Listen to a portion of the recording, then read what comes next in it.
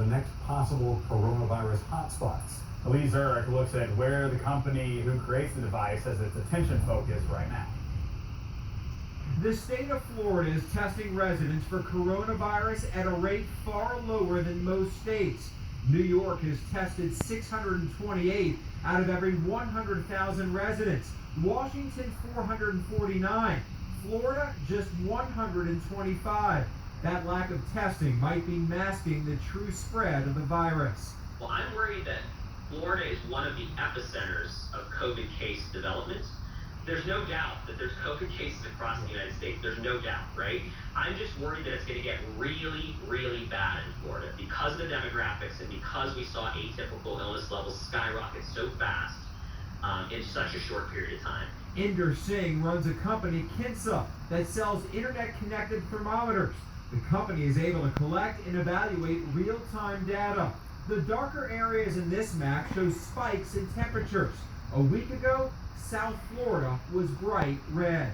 The problem in Florida is that you saw a massive rise. So my fear is that in about a week and a half's time, you're going to see the COVID cases skyrocket. Remember, because fever is an early indicator, but actual severe illness doesn't set on for, and I don't remember the latest data, but I think it's like 5 to 8 days on average where you start seeing severe illness. Singh says about a week before the outbreak in Washington and New York, temperatures spiked there too.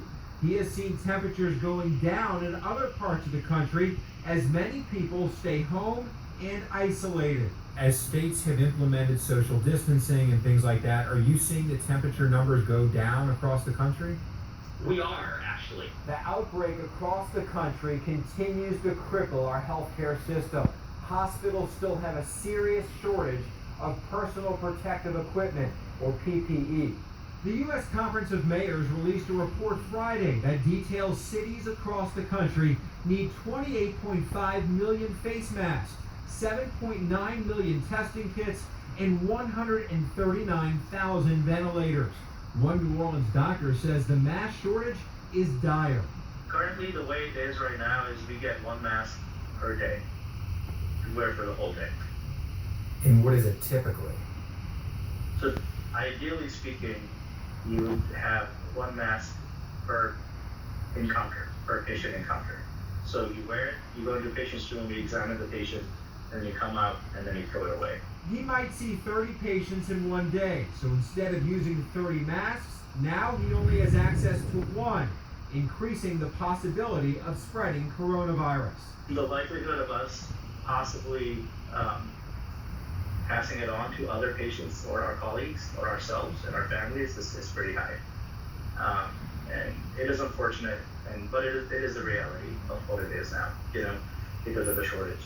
The Conference of Mayors report even detailed how one city, Montgomery, Alabama, received masks from the Strategic National Stockpile that were expired.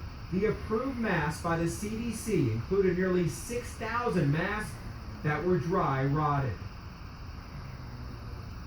That was Lee Zurich reporting. The coronavirus